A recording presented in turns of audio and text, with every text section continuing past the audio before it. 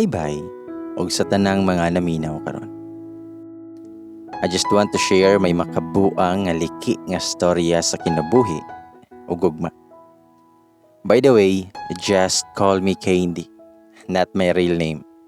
But the first letter of my name is C. I'm a type of person nga daghan og pangandoy sa kinabuhi. So my parents support me sa akong pag-eskwela sa college. Ganahan kay ko mag-part-time para dili tantong bugat sa gastuhon sa akong family. At dili sila musugot kay mahago daw ko. Unya usapod, tapulan daw ko. As what they say.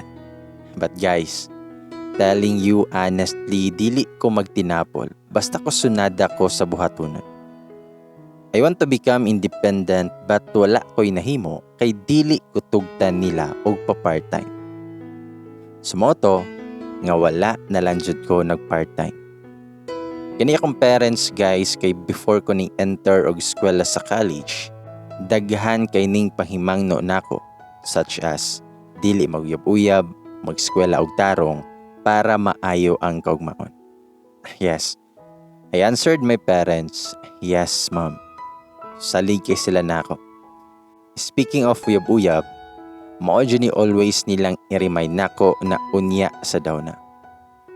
Way back high school days na ay mga noyab nako, but wala jud nako og i-entertain kay mahadlok ko sa akong parents.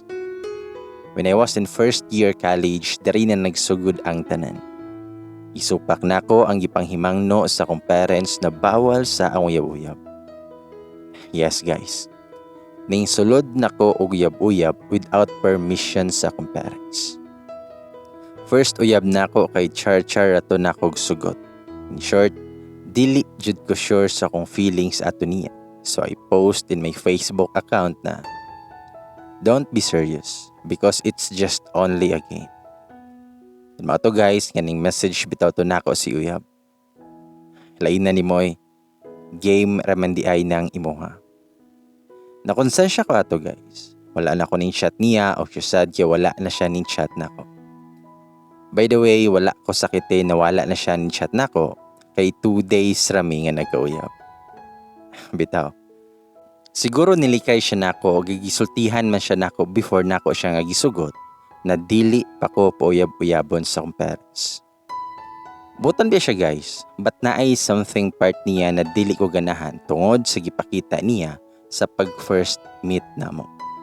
Kay ni kiss jud dayon siya sa akong forehead. But I don't like jud sa iyang gibuhat guys. Inosente pa ko ato nga time guys. Charot. By the way, may pagka-choosy sad ko guys. Mura gwapa. Bitaw ganahan kog presentable nga lalaki in terms sa sanina og labaw sa tanan nga bride. Okay ra nako nga dili gwapo. Basta sakto rang nawong kanang madala jud og ayala nga ma-post sa Instagram. Sumoto nga nag-focus na lang ko sa akong pag-eskwela.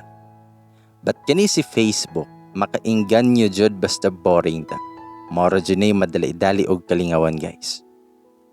One day, ga Facebook ko ato unya na ay may ning pop-up sa akong news feed na people you may know. Naangad to ang mga names mga people, then na ay account na nakuha sa akong attention. Sa moto nga nag-send ko niya friend request. Ang profile guys kay group of friends bitaw sila nga nag-selfie. Ang profile kay daghang nagkanilain nga nawong, but mga gwapo ba yan? Plus maritime students sila guys. Gara bitaw. Moto ako ang gi-add friend. Wala abte og days gikan sa pag-add nako, gi-confirm na dayon ko. Astang hanggawa bitaw. Yamaw to ning hi bitaw na guys sa chat, then I replied hello. Chat na mi ato guys until such time nga nag-meet na mi ato niya.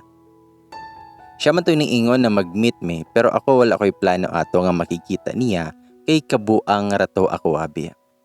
Sabayan lang to nako siya sa chat ug hilig lang jud kaayo ko man trip sa chat. Then following days ni ana na sad siya na mag-meet mi. Hangtod nakikita nako ato niya. Na timingan man to nga wala may tarong nga klase. Gabi mi nag-meet ato. Yaha ka bay. Pag-meet na jud namo ato kay akong heart ning dogs. Bitaw, Ug ako ang mata kay ning heart bitaw na. Nya kay nagsuot pa siya sa iyahang uniform.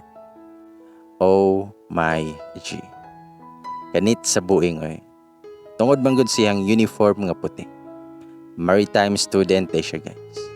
Chinito siya puti unsad, but iyang height dawat-dawat ra.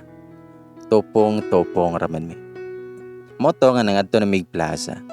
Nya after didto na jud mi sa seawall sa may SRP. Bugnawa sa hangin. Nya nice kayong dagat ato lantawon kay naay lights nga mo reflect sa tubig sa dagat. Sulti-sulti mi ato hangtod nang uyab siya nako. Pag ako pod, haka. Gisugot man dayon sad nako siya. Sige bitaw na siya ingon ato nga ako anak ka ha. Both body and soul. Sige siya ingon nako nga lamion daw ko. Haka. Innocent pa jud ko ato nga tay guys, mangwala jud ko nakaunahuna ato og palayo niya. After ato nga date, nanguli na may ato niya.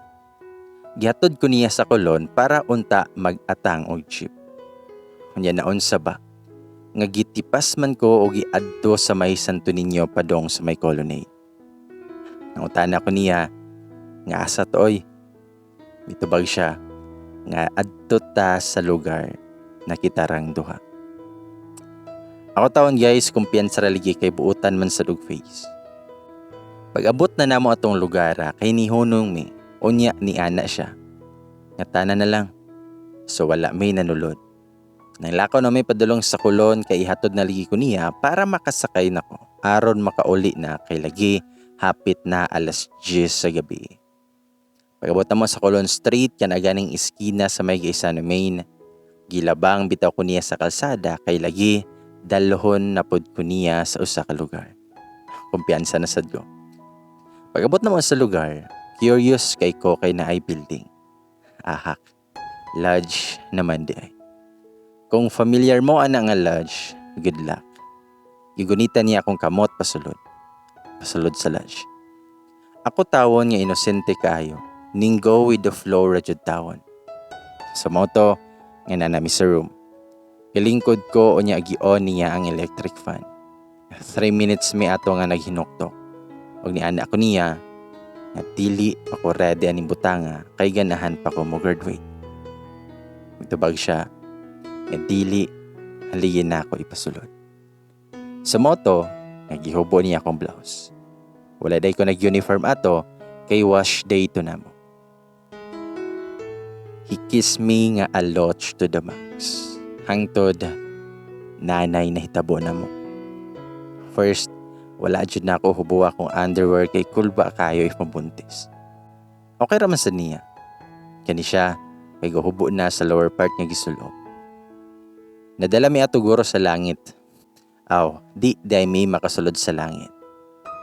Nahubo jud ang underwear hantod nakuha jud ang akong virginity.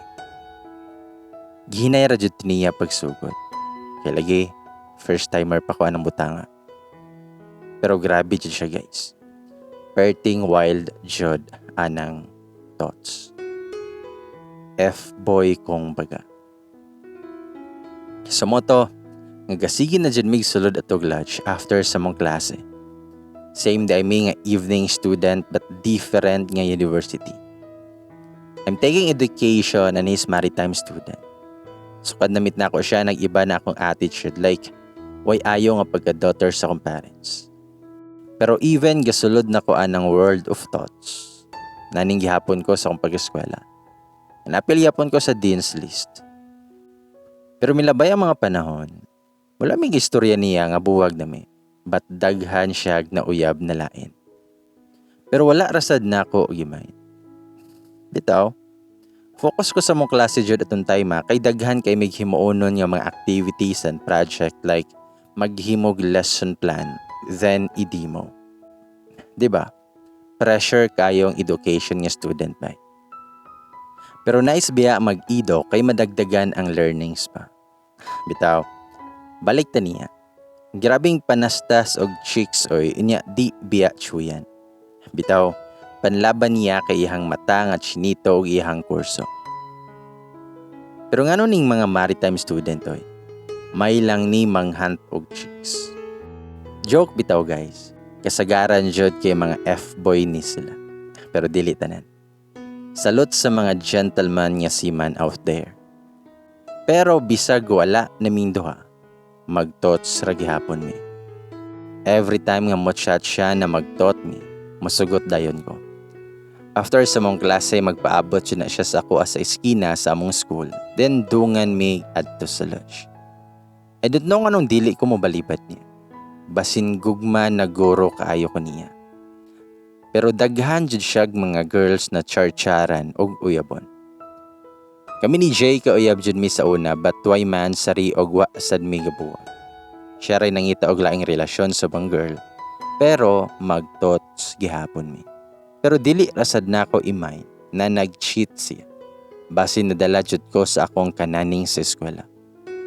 Ako'y ayos ah. I ask myself nga nung wala ko nag-ingon ni Jay na nasakitan ko siyang gibuhat. Nga naman, I admit myself also nga wala ko'y ayo ato.